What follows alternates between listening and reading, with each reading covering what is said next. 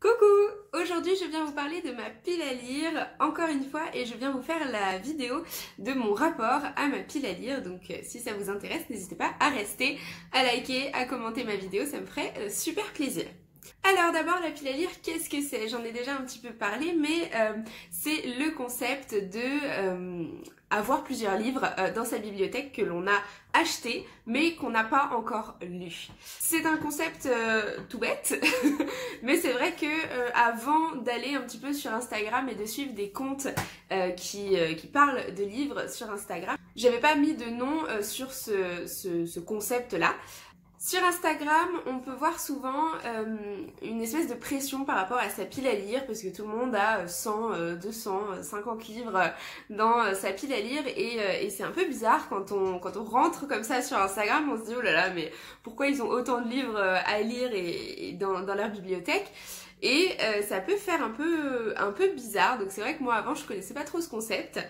Et au final, on se rend compte que quand on va sur Instagram, on suit tellement de comptes qui parlent et qui chroniquent des livres et ça nous donne tellement envie que on les ajoute à sa wishlist et on finit par en acheter quelques-uns et au final ça nous crée naturellement une pile à lire.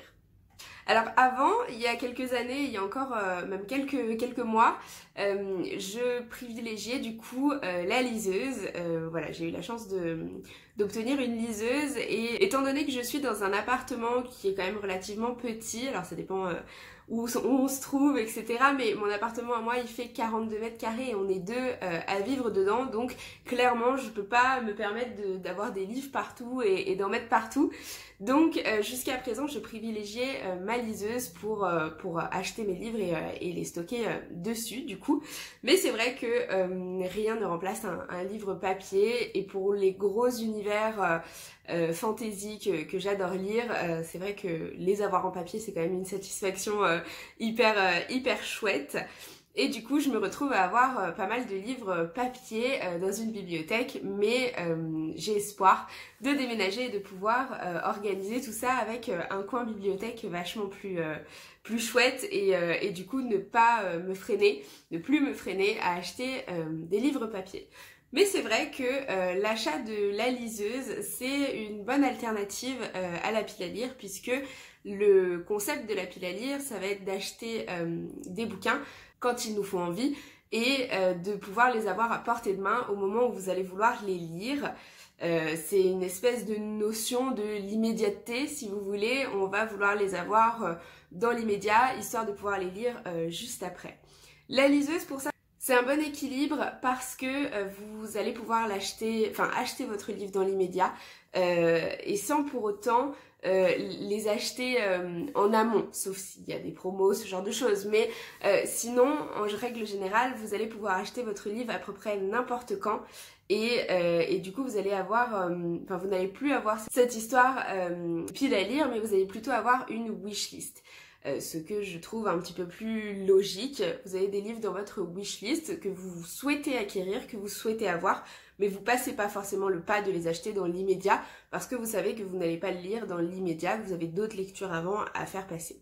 La pile à lire, c'est un concept avec lequel on peut être très à l'aise ou beaucoup moins à l'aise. J'avais entendu beaucoup de filles sur Instagram dire que le fait d'aller sur Instagram, ça les avait un petit peu conditionnés à avoir une pile à lire et à augmenter leur pile à lire pour faire comme tout le monde en fait. Et je trouve ça assez malsain, mauvais.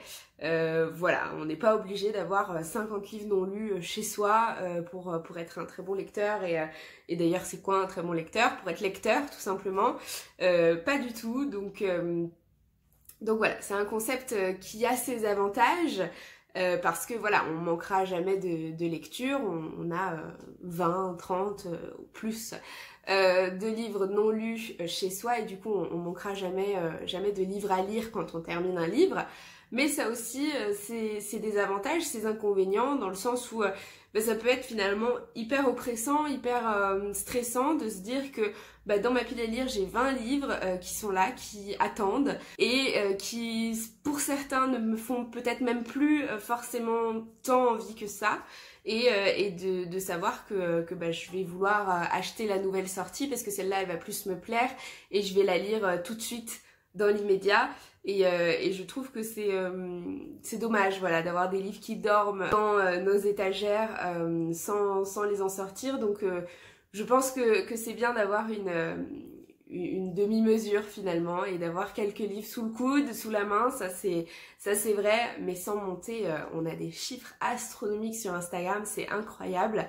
Alors après, si ces personnes-là sont très à l'aise avec ces chiffres et ces livres non lus dans leur bibliothèque, c'est très bien et ça les regarde, mais c'est vrai que moi je trouve ça absolument exagéré et incroyable de voir que voilà, parfois on a 200 livres, une bibliothèque complète de livres non lus. C'est affolant. Donc voilà. Voilà un petit peu mon rapport à la pile à lire et voilà, j'aimerais connaître un petit peu vos avis là-dessus. Donc n'hésitez pas à me laisser vos avis en commentaire. Moi, pour tout vous dire, ma pile à lire, je l'ai recensée sur mon téléphone. Je vous en avais déjà fait une vidéo. J'en ai pas beaucoup de livres à lire. Je dois en avoir 10 ou 15 grand maximum. J'en ai pas énormément et ça me convient très bien comme ça. J'ai pas envie d'augmenter cette pile-là. Voilà. Et je trouve ça sympa de la vider petit à petit au fur et à mesure. Voilà, c'est mon avis, n'hésitez pas à me donner le vôtre. Je compte vous faire aussi une vidéo, mon rapport à la lecture par exemple, pour vous expliquer un petit peu comment je considère la lecture et ce qu'est la lecture pour moi à mes yeux et la place qu'elle prend dans ma vie. Donc si jamais cette vidéo vous intéresse, n'hésitez pas à me le dire en commentaire et à liker cette vidéo pour que je le sache. Voilà, je vous remercie, je vous fais des gros bisous et je vous dis à la prochaine. Salut!